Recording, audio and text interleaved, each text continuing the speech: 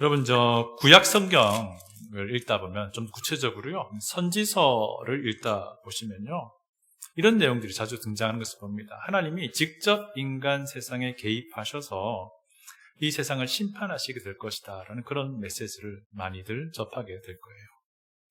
이제 이것을 이제 두고서 주의 날 혹은 여호와의 날이라고 우리가 설명을 합니다. 여러분, 이 주의 날이라고 하는 것은요, 하나님께서 자신의 그 공의와 진리를 이 세상에 바로 세우는 때를 말합니다. 이때에 하나님은 이 세상에서 벌어져 왔던 그 모든 불의함에 대하여 하나님의 심판과 하나님의 진노를 쏟아붓게 된 그 날인 것이죠.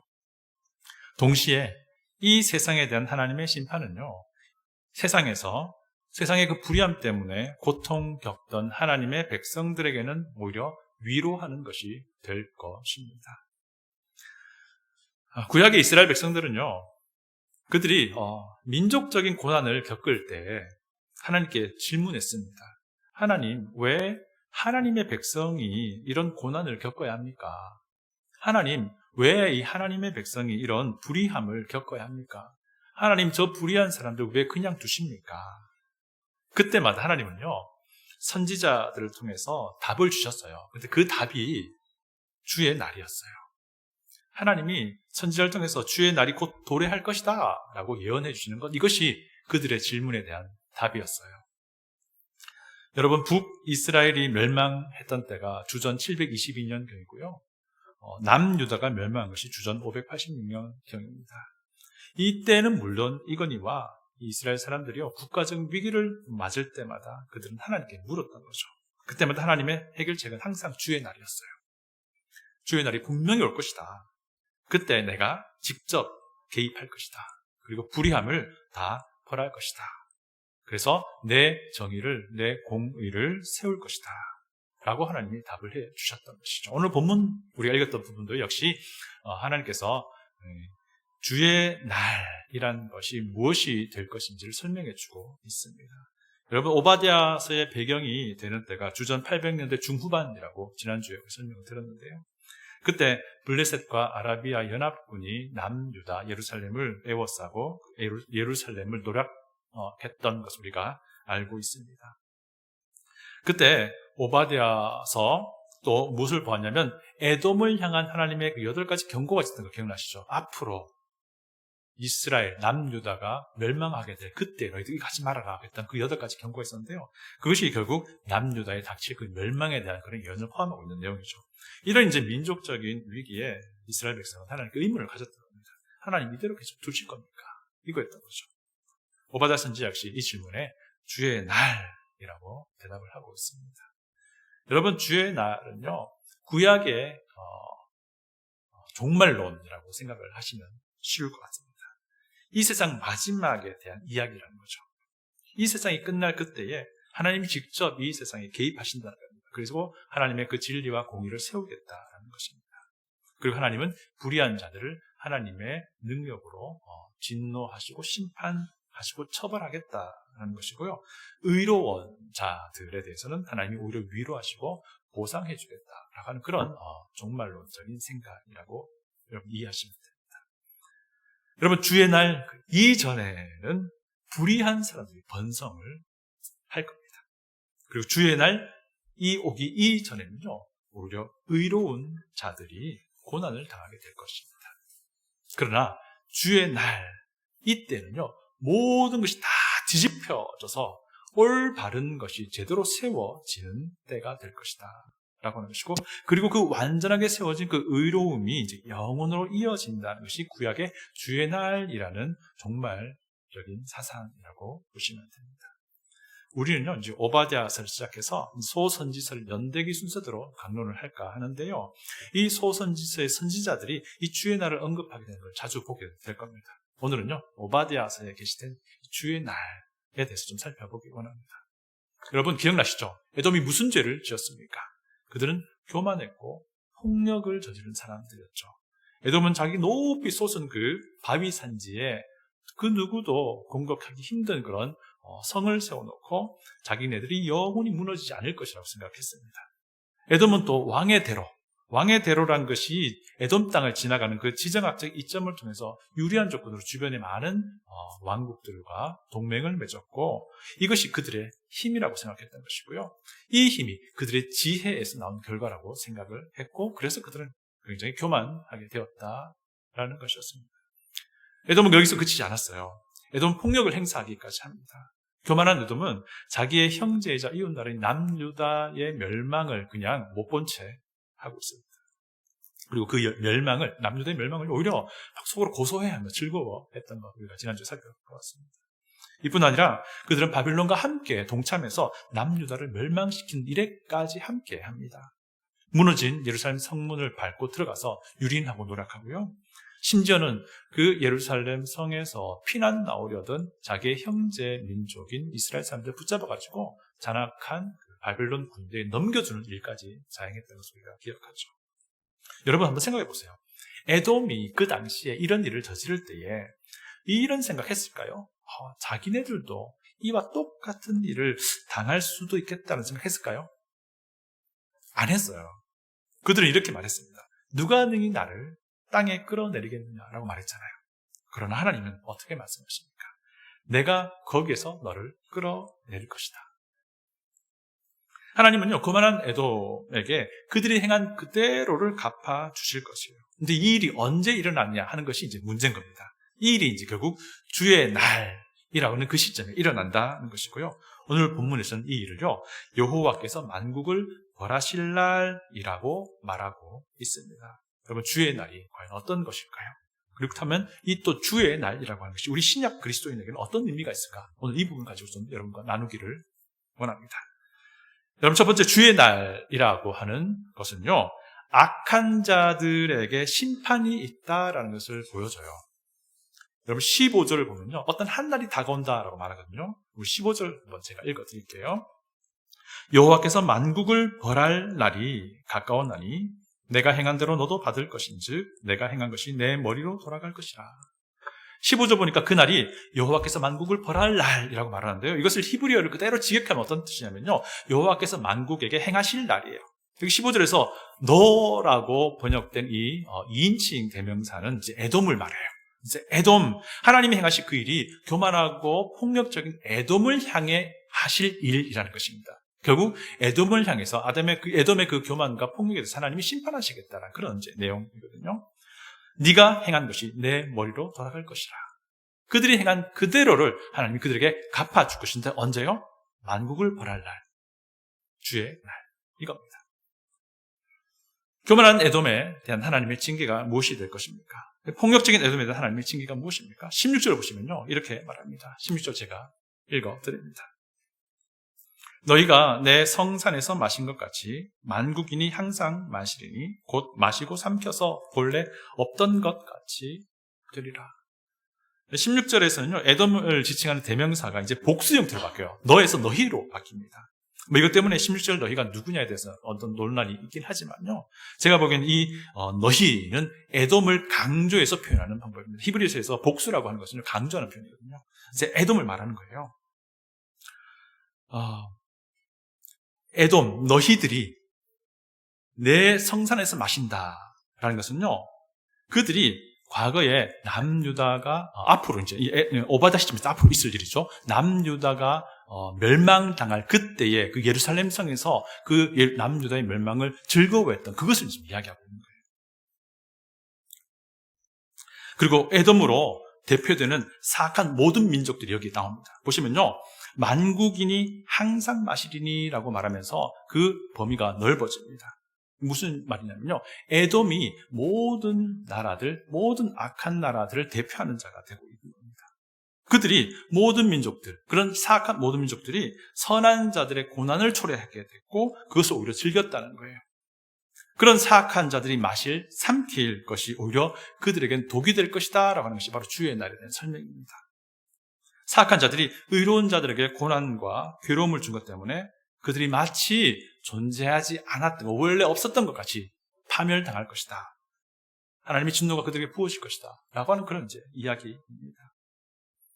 문제는요, 그들이 지금 하고 있는 일들이 그들에겐 독이 될 것이라는 것을 모르고 있다는 겁니다. 에돔이 그랬던 말이죠. 여러분, 하나님의 말씀을 무시하는 이들, 하나님의 은혜를 거부하는 이들, 교만으로 하나님을 대적하는 이들, 이웃에게 폭력을 행사하는 일을 쉽게 하는 이들에게 어떤 일이 벌어질지에 대해서 주의 날이라고 하는 것이 잘 알려주고 있습니다. 에돔이요, 예루살렘 멸망 즐거워할 때 예루살렘 피난민들을 이렇게 물었을 겁니다. 하나님께. 하나님, 왜 이 사악한 에돔을 그냥 두십니까? 그때 오바댜 통해서 주시는 대답이, 너희들이 내 백성 아니냐? 너희들은 내 백성이잖아. 에돔이 너희들, 내 백성 너희들에게 행한 그대로 받게 될 것이야 라고 주의 날을 답을 주고 있습니다. 여러분, 그리스도인이 어떤 사람입니까? 선한 양심을 지키며 이 땅을 살아가는 사람 아닙니까? 그리스도인이 어떤 사람입니까? 이 땅에 살면서 나를 위해 대신 죽으시고 부활하신 그 예수님이 걸어가셨던 그 발자취를 그대로 걸어가고자 하는 사람들 아닙니까? 여러분, 그런데요, 이렇게 살아가다 보면요, 교만한 사람들이 보기에는요, 그리스도인이 이용해 먹기에 딱 좋은 사람처럼 보여져요. 여러분, 고난 중에 있습니까? 고통 중에 있습니까? 여러분, 이 고난이, 이 고통이 우리의 잘못 때문에 일어난 것이면 마땅히 받아야 합니다. 변명의 여지가 없어요. 그러나 이 고난과 고통이 이 믿음을 지키기 위해서 일어나는 것이라면요, 걱정하지 마세요. 그들의 사악함에 대해서, 그들의 교만함에 대해서 하나님이 그들에게 그대로 보응하실 것입니다. 네가 행한 것이 네 머리로 돌아갈 것이다. 하나님의 이 원리는요, 신약 성경에서도 계속 반복됩니다. 갈라디아서에서 바울이 하는 말을 들어보십시오. 갈라디아서 6장 7절입니다. 스스로 속이지 말라. 하나님은 업신여김을 받지 아니하시나니 사람이 무엇으로 심든지 그대로 거두리라. 이 말이 무슨 말입니까? 하나님의 정의가 반드시 서게 된다는 겁니다. 비록 지금은 그 정의가 즉각적으로 교정되지 고쳐지지 않는다 할지라도요, 주의 날 바로 그때가 되면 모든 것이 뒤집혀져서 하나님의 정의가, 하나님의 공의가, 하나님의 진리가 바로 세워질 것이다 라는 그 메시지를 보여주고 있는 것입니다. 여러분, 저는 이제 가끔씩 영화를 집에서 보게 되는 경우가 있는데요, 저는 이제 어떤 영화를 보면은 이거 정말 잘 봤다 싶을 때가 있어요. 어떤 영화냐면요, 스토리가 굉장히 탄탄해요. 그런데 막 마지막에 예상치 못한 반전이 확 일어나는데 그 스토리가 너무너무 탄탄해. 그럴 때는 정말 잘 봤다 이런 생각이 들거든요. 그런데 이제 그 이야기가 권선징악이고 해피엔딩으로까지 끝나면 정말 기분이 좋아요. 여러분, 성경이요, 바로 그런 영화와 같은 이야기입니다. 하나님이 인류의 역사를 그렇게 운영해 나가신다는 겁니다. 지금은 모든 것이 불완전해 보입니다.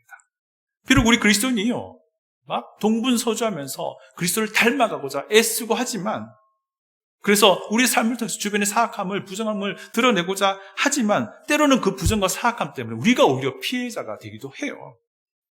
그리고 그 어려운 상황은요, 쉽게 해결될 것 같지도 않아 보여요. 하지만 마지막 날에는요, 이 세상의 그런 사악함은 다 뒤집혀지게 될 것이다 라고 하는 것입니다. 하나님이 직접 개입하시니까 그들의 사악함을, 그들의 교만함을, 폭력을 친히 다스리게 될 것이기 때문입니다. 저는 이거 확실히 믿습니다. 그래서요, 우리가 지금은 악을요, 선으로 이겨내야 합니다. 로마서 12장 19절 읽어드릴게요. 내 사랑하는 자들아, 너희가 친히 원수를 갚지 말고 하나님의 진노하심에 맡기라. 기록되었을 때 원수 갚는 것이 내게 있으니 내가 갚으리라고 주께서 말씀하시니라. 여러분, 원수 갚는 일은요, 내 일이 아니에요. 그것은 오롯이 하나님의 몫입니다. 하나님의 진노하심이 무엇입니까? 결국 이 세상에 정말 주의 날에 일어날 하나님의 심판을 말하는 것입니다. 물론 하나님은 주의 날 이전에도 우리의 삶에 계속해서 개입하십니다. 하지만 마지막 때가 되면요, 모든 일들이 하나님에 의해서 철저하게, 완벽하게, 확실하게 정리가 될 것입니다. 우리에게 일어나고 있는 일들, 우리 주변에서 일어나는 그런 일들, 우리 주변 사람들과 얽히고 섞여서 일어나는 그런 불의함들, 이 모든 것들이 하나님께서 정리하실 거라는 겁니다. 그리고 그렇게 함으로써 하나님은 주의 날에 하나님의 공의, 하나님의 정의를 바로 세울 거다라고 하는 겁니다. 이것이 우리에게 위로가 될 것이죠. 두 번째, 주의 날은요, 선한 자들이 회복되고 보상받게 될 것을 알려줍니다. 여러분, 주의 날에는 하나님의 맹렬한 심판이 있는 때입니다. 그러나 동시에 그 모든 자들이 그 심판의 대상은 아니에요. 시온산이라고 불리는 곳이 17절에 나오는데요. 그곳은 심판을 피할 자들이 모이게 될 곳입니다. 다 같이 17절 읽어볼까요? 다 같이 17절 읽어봅니다. 오직 시온산에서 피할 자가 있으리니 그 산이 거룩할 것이요 야곱 족속은 자기 기업을 누릴 것이며. 여기서 시온산은요 16절에 언급되었던 성산을 말합니다. 거룩한 산을 말해요. 이것은 예루살렘 성전이 있는 곳, 바로 하나님의 임재가 있는 곳을 말합니다. 여러분, 하나님의 맹렬한 진노가 심판이 행해지고 있는 그 와중에도 하나님의 보호하심의 장소가 남겨져 있다는 것을 우리가 기억해야 합니다. 여러분, 우리 사방이 다 꽉 막혀 있습니까? 그렇지만 그리스도인에게는 빠져나갈 길이 있습니다. 왜? 하나님의 보호하심이 우리 그리스도인에게 있기 때문입니다. 18절 보시면요, 세 부류의 족속이 등장해요. 야곱, 요셉, 에서가 등장하는데요. 제가 18절 읽어드립니다. 야곱 족속은 불이 될 것이며 요셉 족속은 불꽃이 될 것이요 에서 족속은 지푸라기가 될 것이라. 그들이 그들 위에 붙어서 그들을 불사를 것인즉 에서 족속에 남은 자가 없으리니 여호와께서 말씀하셨습니다. 이 주의 날에는요, 야곱 족속이 불이 되고 또 그 요셉 족속이 불꽃이 되고 또 에서 족속이 지푸라기 되어서 타버리고 만다라는 그런 말인데, 이게 무슨 말이냐면요, 완전히 역전이 이루어지는 때가 주의 날이라는 거예요.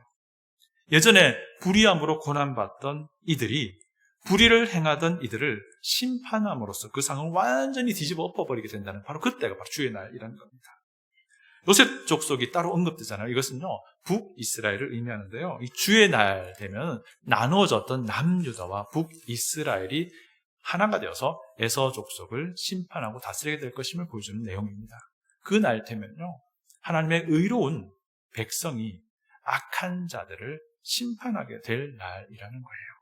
완전한 역전이 일어나는 날이라는 겁니다. 여러분, 믿음의 양심을 지키다가 고난받고 있습니까? 예수님을 닮아가는 삶 살고자 하는 그것 때문에 정말 곤란한 상황 당하고 있습니까? 저는요, 정말 기도하는 것 중에 하나가요, 여러분, 저 너무 미워하지 마십시오. 우리 교회 속한 모두가요, 이 믿음 때문에 극심한 고난과 감당하기 힘든 어려움을, 고통을 겪을 수 있길 바랍니다. 이것을 통해서 우리는 하나님의 사랑을 더 경험하게 될 겁니다. 하나님의 보호하심을 더 경험하게 될 겁니다. 여러분, 믿음 때문에 고통받고 있습니까? 그러면요, 그 고통을 주는 사람들을 향해 한번 미소 지어주세요. 왜요? 주의 날에 우리가 그들을 심판해야 될 겁니다. 주의 날에 우리가 그들을 다스리게 될 거예요. 울어 주셔야 됩니다. 우리가 받고 있는 그 고난이 너무 힘들어서 울지 말고요, 그들의 비참한 결말을 보면서 울어 주십시오.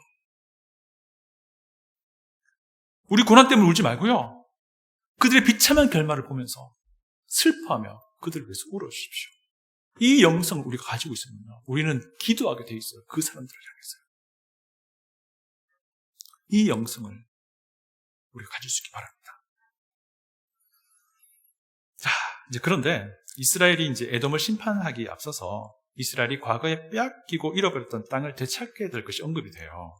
이것은 이스라엘이 회복되고 과거의 영화를 되찾게 된다는 건데요, 하나님의 위로이며 보상을 의미한다 할 수 있습니다. 17절에서 야곱 족속은 자기 기업을 누릴 것이다 라고 언급되잖아요. 이제 이것을 구체적으로 설명하는 것이 이제 19절과 20절입니다. 제가 19절, 20절 읽어드립니다.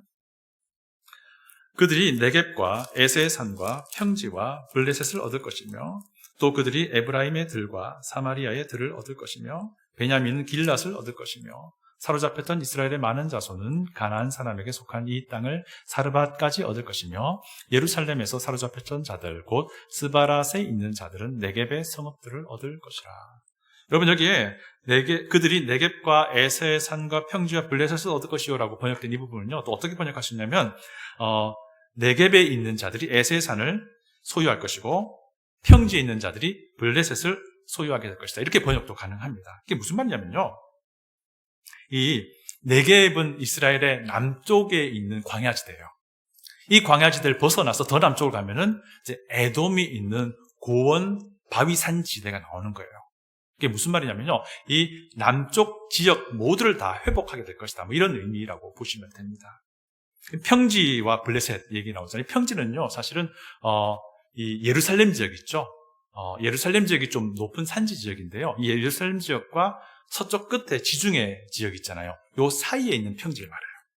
근데 무슨 말이냐면 평지에 있는 자들이 블레셋이 있는 곳을 차지하게 될 것이다 라는 말은 이 가나안의 서쪽 해안 지역을 다 차지하고 회복받게 될 것이다, 이런 의미입니다. 그러면 이제 에브라임과 사마리아도 얻게 됐다 하잖아요. 에브라임과 사마리아는 이제 중부 지역이에요. 이스라엘 중부 지역이고요. 그리고 베냐민이 길앗을 얻겠다. 근데 길앗은요, 그 북쪽입니다.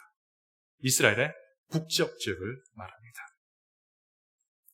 이 길앗은 이스라엘의 이제 동쪽 지역, 요단강 동쪽 지역을 말하고요. 그리고 이제 가나안 사람에게 속한 이 땅을 사르밧까지 얻겠다. 그런데 이 사르밧은 이제 이스라엘의 북쪽 지역이에요. 북쪽 아주 그 헐몬산 근처까지 가는 그 지역을 말해요. 이 말이 무슨 말입니까? 주의 날 되면 하나님의 의로운 백성들이 자기들이 과거에 잃어버렸던, 그리고 자기들이 과거에 빼앗겼던 그들의 영광이 다시 회복되겠다는 그런 말인 겁니다. 하나님이 이스라엘을 회복시키고 그들을 보상하겠다라는 그런 의미라고 할 수 있죠. 자, 그런데요, 우리가 좀 익숙하지 않은 지명이 나오는데 스바랏이라는 지명이 나오잖아요. 여기는 이제 스페인 혹은 우리 4대 교회, 계시록의 4대 교회 들어봤죠? 이 4대 지역이 아닌가라고 생각을 하는데요. 어쨌든 이게 중요한 문제는 아니고요. 사로잡혔던 자들고 스바랏에 있는 자들도 이때는 옛날 그들의 땅으로 돌아와서 하나님이 허락하시는 네겝의 성읍들을 소유하게 될 것이다 라고 하는 것인데요. 이게 뭡니까? 결국 이거예요. 그들이 과거에 불의한 자에 의해서 빼앗겨버렸던 그 명예와 그 영광이 다시 회복될 것이다, 하나님에 의해서. 이것을 지금 말하고 있습니다. 여러분, 예수님을 따르는 제자이기 때문에 고난당하고 있습니까? 그래서 많은 것을 잃어버렸습니까? 주의 날에 하나님께서 그 이상의 것으로 돌려주실 겁니다. 주의 날에 하나님께서 회복하시는 때이기 때문입니다. 세 번째로요, 주의 날은 이게 정말 중요한 개념인데요, 사악한 자들 중에도 구원받을 남을 자가 있다는 것을 우리에게 알려줍니다. 여러분, 완전히 멸망당한 것처럼 보였던 에돔에도 남은 자들이 있었다는 사실 우리가 발견하게 됩니다. 다 같이 21절을 읽겠습니다. 다 같이 21절을 읽겠습니다. 구원받은 자들이 시온산에 올라와서 에서의 산을 심판하리니 나라가 여호와께 속하리라. 에서의 산을 심판하겠다고 번역한 이 심판한다는 번역은요, 다스린다라는 번역이 가능합니다. 뭐냐면요, 구원받은 자들, 즉 이전에 악한 이들에게 고난받던 하나님의 백성들이 이제는 악한 에돔, 그 세상의 악한 자들을 다스리게 되는 그런 상황들이 벌어지게 될 것이다 라고 하는 것인데요. 보면요, 근데 문제는요, 그때에 온 나라가 주님의 소유가 된다는 겁니다. 여기 보시면 나라가 여호와께 속하리라 하는 이 나라는요, 이제 모든 것이 다 하나가 된 나라를 말하는데, 세상 나라, 이 나라가 하나님께 속하게 된다고 하는데, 이 안에는요 에돔이라는 나라도 포함되어 있다는 것입니다. 그럼 제가 설명을 돕기 위해서요, 아모스 선지자의 말씀을 인용해 드립니다. 아모스 선지자도요, 메시아의 재림 때 주의 날을 설명하면서 에돔의 남은 자가 다윗의 장막에 깃들게 됨을 이야기합니다. 아모스 9장 11절, 12절입니다. 이 구절은 여러분 잘 아실 거예요. 사도행전에서 인용되는 내용이기 때문에 아모스 9장 11절, 12절 제가 읽어드립니다. 그날에 내가 다윗의 무너진 장막을 일으키고 그것들의 틈을 막으며 그 허물어진 것을 일으켜서 옛적과 같이 세우고 그들이 에돔의 남은 자와 내 이름으로 일컫는 만국을 기업으로 얻게 하리라. 이 일을 행하시는 여호와의 말씀입니다. 다윗의 무너진 장막이 일으켜진다든지 그 허물어진 것이 옛적과 같이 회복된다고 하는 것은요, 하나님의 백성의 회복을 의미한다 할 수 있고요. 그런데 에돔의 남은 자가 하나님의 백성이 이어받게 될 기업 중에 하나가 된다라는 겁니다. 이 말은 무슨 말입니까? 심판받을 에돔에도요, 하나님의 백성의 기업에 동참하게 될 자들이 있다는 것을 우리에게 보여주는 구절이에요. 여러분, 그렇기 때문에 우리는 더더욱 선으로 악을 이겨야 됩니다. 하나님의 백성을 괴롭히는 이들 중에도 분명히 하나님의 남은 자들이 있기 때문이에요. 지금은 사악한 무리 중에 있지만 그들 중에 분명히 회심하여 우리 주님 예수 그리스도를 영접할 자가 있다라는 겁니다. 여러분 생각해 보세요. 우리도요, 과거에는 바로 그 사악한 무리 중에 있던 자였습니다. 여러분 주의 날에 누가 보상을 받습니까? 여러분 주의 날에 누가 심판을 받습니까? 예수 그리스도 안에서 하나님의 백성된 자들이 하나님의 보상을 받고 회복하게 될 겁니다. 지금 우리가 믿는 예수님 때문에 고통을 당하고 손해를 입겠지만 주의 날에 모든 것이 다 뒤집혀질 겁니다. 고난 중에 있습니까? 미소 지어주세요. 고난 중에 있습니까? 울어주십시오. 그들의 비참한 결말을 생각하며 울어주시고 기도해 주십시오. 누가 합니까? 그들이 에돔에 속한 하나님의 남은 자일지 말입니다. 하나님의 은혜에 순종하는 자는 모든 것을 얻게 될 겁니다. 그날에. 그러나 하나님의 은혜를 거부하는 자들은 모든 것을 다 잃어버릴 것입니다. 그날에. 여러분 주의 날이 될 때에 어느 편에 서 있을 사람입니까? 다 같이 기도하겠습니다.